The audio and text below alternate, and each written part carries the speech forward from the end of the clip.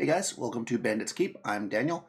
Today we're going to talk a little bit about player skill, character skill, also a little bit about trust and kind of how to award XP. I've talked about this a little bit. I'm going to kind of answer some questions, essentially comments I've had on videos. I did not copy them all down exactly, so as I just decided to do this spontaneously, so I'm going to kind of go off my memory. So if you were the one that made that comment, I apologize for not giving you the proper credit. I should say too, because I don't think I ever say in these videos, if you are interested in videos like this and also actual plays, which I do usually 3 times a week, actually, pretty busy, you can go ahead and subscribe. So part of this comes from really a direct question. Somebody asked me that, I think it was on the Thief video where I talked about playing a Thief. You know, this kind of has to do with character skill versus player skill a little bit. Can I talk more about that in general? And yeah, this is one of those things, right? It's one of those things we talk about a lot versus when you talk about old school gaming, right? It's player skill because your character doesn't have skills per se on their character sheet, right? You don't have a I don't know, baking skill. I don't know what skill you might have. You don't have a very specific nature skill or a you know, architectural skill or philosophy, or I'm not sure what the skills are in 5e anymore. It's been a while since I've played, but you don't have all these things, right? There's certain things, right, like stealth and things like that, which we talked about a bit in the Thief video. But there's not a lot of the skills themselves, like figuring things out, comes more directly from the player side of it. That's the idea, anyways, right? The idea is that, well, listen, you don't have a puzzle skill that you can roll against. So if there's a puzzle, you got to figure it out, right? Or a knowledge skill or whatever. This is true. I mean, it's not 100% true. As an OSR purist, we like to believe that's the case. But the reality is that a lot of us use what's found in my favorite iteration of Dungeons & Dragons Basic Expert is the, if you need to figure something out and there's not really a skill for it, you can try to have them roll under their ability score. This is, or you do give them a percentage chance. Both those things are given as options that people could do as options to deal with things in the game. So it's not like, at least at that level, which is the system I learned from, it's not like there wasn't a way to do that, right? Like the players are stuck and they can't figure it out. You might just have the wizard who's really smart say, hey, try to roll under your intelligence on D20 and I'll give you a hint or whatever. These things existed even then. I think the reason why the debate comes up is because you do get this type of player, and I'm not saying it's bad. I think that it's created, this is where it ties into that trust video, the way that things are laid out, they create a certain type of player, which isn't necessarily the player's fault, or if you want to consider this a bad thing. It's just the way they see it, right? If I've never played an RPG before, and I have a sheet and it has all these skills on it and all these things that I can do, the assumption becomes these are the things that I can do. And what we really want, I think anyways, especially when we're introducing people to role-playing games, is the idea that they can do anything, right? That's the idea. It's not a video game where there's, walls somewhere that you can't go any further, or there's only so many buttons on the controller, or it's not a board game. It's limited to whatever moves you can do.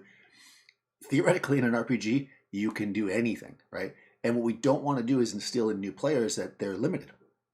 Now, you could argue that they might not know what to do, right? And these skills give them a baseline, right? It gives them an idea that they can go, oh, hold on, yeah, I have this whatever skill, so I can do that. And that's also a valid argument. When I learned how to play, right, back in the day, we didn't have them, so we just made stuff up. We did what we thought our characters could do. We thought about movies and books that we read. We thought about all these things, and we just did what those characters and those mediums did. That's how we did it.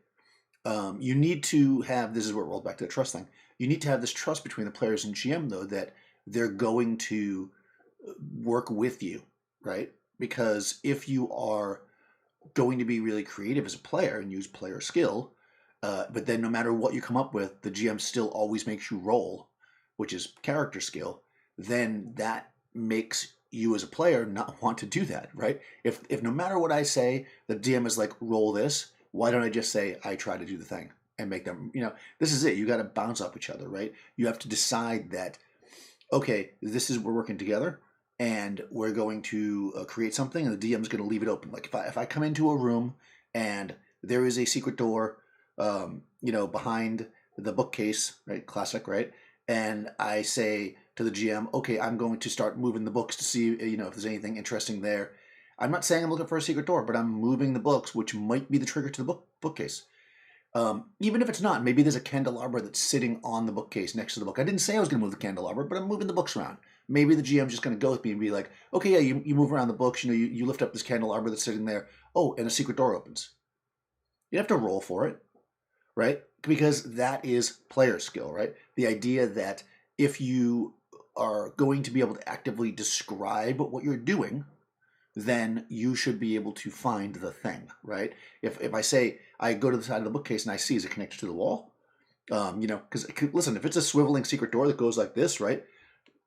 The bookcase is going to be connected on one side because there'll be some kind of hinge there, right? And it won't be on the other side. So if they're looking, you could say, yeah, it seems like on one side it does actually seem like there's something here strange. The other side's completely open. Again, this is allowing somebody to find a secret door without rolling for it. Is this always the way you should do it? No, not necessarily. Sometimes you go into a big room and there's like a bunch of players and they're just kind of like, hey, listen, we're going to look around to see if there's any secret doors.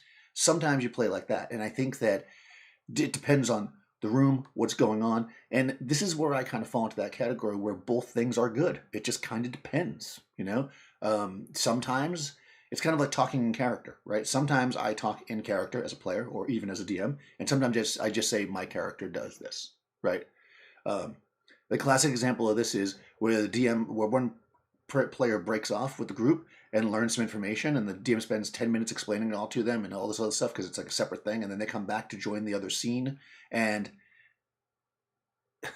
the player goes, my character says, and then literally spends 10 minutes explaining what everybody at the table already heard because they were there, right? They're there. The player's already there. Even their characters weren't. It's easy enough for them to say, I just tell them what I found out.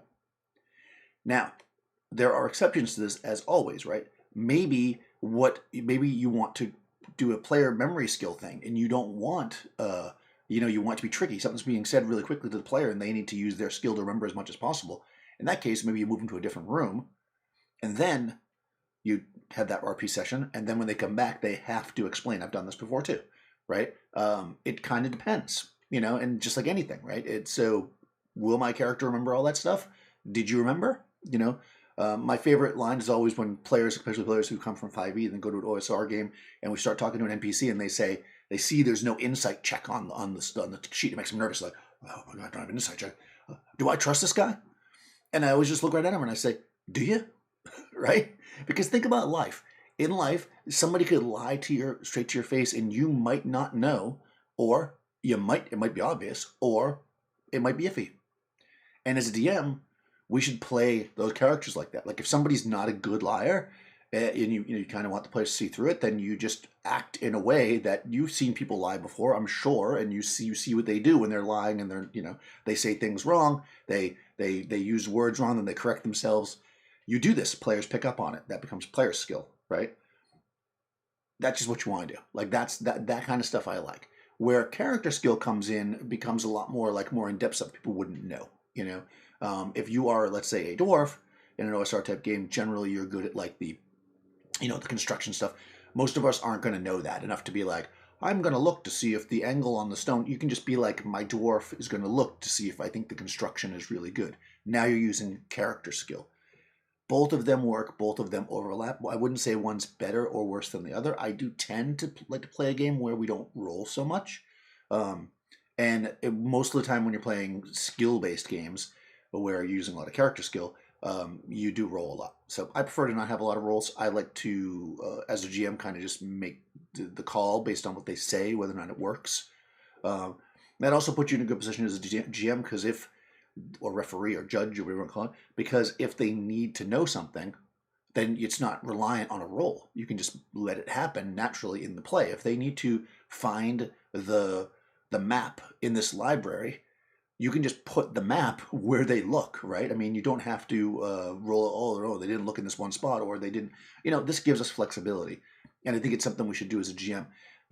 I never, as I say this, I'm putting it out there, even though I know this is very controversial. I don't fudge dice ever. Not as a player, not as a GM. However, I sometimes will not roll for things if it needs to happen. Like if I look at this and I go, there is a potential here that this could ruin the game if the roll goes badly, I just don't make it a roll. But once I make that decision, because I'm introducing randomness, I feel like this is a whole other video. I'm introducing randomness into the thing. Once the randomness is there, I roll with it. So that's the thing, right? If I'm going to let it be random if they find it or not, and then they don't, now I've screwed myself if they need that map. So I don't let it be random. If they look, they're going to find it, right? Simple as that. That's player skill. I don't want to use the stats. I don't want to use, or sometimes I'll just be like, who's the strongest person here? I have 16 strength. Okay, you're the strongest one. You're able to lift this big table out of the way, right? I didn't have to roll anything. It's like, you're the strongest. You should be able to do that. And that's just how it is. Who's the smartest? You might know this. This is kind of it, right? This is where I look at this is where I'm looking at. And again, these aren't skill checks. These are just me looking at the characters and what they've learned. Maybe a character talked about how their background was that they grew up in the woods and they did a lot of fishing or whatever. Well, if they get to a river and they need to get food, this character has experience fishing. They're just going to find the fish. They don't have to roll for it. And that is a character skill, right? And we're using that. Because how would a player skill? Somebody has to explain how they're baiting the hook. I mean, you wouldn't be able to do that, right? So I don't think they're two separate things. I honestly believe you need to do both things. So, wow, that took longer than I thought. So maybe, I'll still cover the other thing I said I was going to do. Okay, so I had a long, you can go back and look at the comment about this whole thing about awarding XP, it was on that same video, I think. And so my biggest problem with awarding XP for roleplay, which is kind of the topic that came up in the comments, is that, and I've experienced this as a player, and I think this is what happens, right? We, as players and GMs, we are going to be influenced by what happens to us. And I've experienced it many times as a player, generally with 5th edition Dungeons & Dragons, and Inspiration, which I think is the most terrible mechanic ever. And this is the reason why. And this is why I don't award XP for stuff. Because what it becomes to me is the dungeon master deciding if they think that you are role-playing well. And what does that mean to them? Maybe that means using voices, and maybe you don't use voices. You don't feel comfortable using voices. Why should you have to? Maybe that means speaking character. Maybe you don't want to speak in character. That doesn't mean you're not role-playing and being inside your character, internalizing your character, just because you don't speak in their voice or because you don't do a funny voice when they talk. That does not mean that you're not role-playing. Maybe your character is quiet and thinks a lot, so you're not saying a lot. Does that mean you're not role-playing enough? Is the character the player that's being loud and jumping around and being funny, and they're a better role player? No, not necessarily. Only if their character is that. So, but what ends up happening every single time I've been in a system that uses this is that the person that does the most goofy jokes and funny things and role plays the way the GM likes, they'll get more XP, they get inspiration, they get all the other things, and those players that don't play like that will not get those things. And I think that's not fair. Because to me, how we role play, all that stuff is very, very personal. And it should vary character to character. So yeah, I don't believe in that. I don't believe in it at all. Now, here's a kind of an exception. Coriolis, which I'm running my campaign on Mondays, their XP system is based on kind of questions.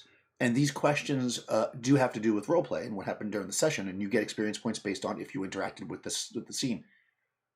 It's not up to I think it's called a referee in there. It's not up to the referee to decide.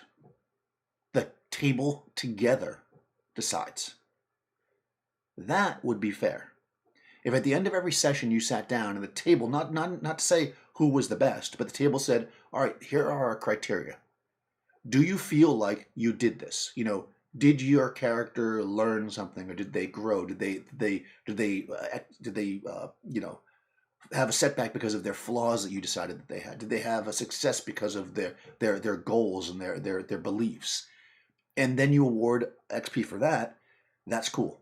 But when it's the DM giving you this arbitrary amount where, okay, here's everybody's XP, and it's like, well, why did Bob get 500 more XP this session? Oh, well, he really role-played as thief. Well, what, and I didn't roleplay my fighter well? Like, I didn't stab shit with my sword? It's like, what are you saying? Like, who are you to tell me that I didn't roleplay well?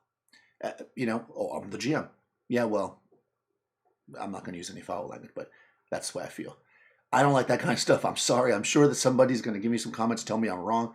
But again, like many things, it's all personal stuff, and it's all what came. If I had been in games where I didn't see that every single time, I would maybe have a different opinion. But to me, The person that's a goofball and making the table laugh is not the best role player necessarily. Maybe too, right? Their um, their character is the high charisma. Let's say you're playing 5th edition, they're the high charisma character. They're by nature going to be interacting more because the whole table knows that they have the best chance of succeeding at that interaction. So of course they're going to send them forward. They have the most bonuses. But if I play a rough and tumble orc, that's a barbarian, maybe I'm not going to be the person at the front talking all the time because that would be stupid for the party to send me forward, right? So what, I don't get XP because my character choice, like that just seems like BS. So that's why I don't like that. I don't like it at all. I really prefer a system that either gives XP based on treasure collected, which I talked about before, or I am also down for I'm playing in a game of Ghastly Affairs. I don't think it's called The Ghastly Affairs. It's called Ghastly Affairs, which is a great game, by the way, guys. If you're into that kind of stuff, you can Ghastly Affairs, blah blah. You can probably Google it.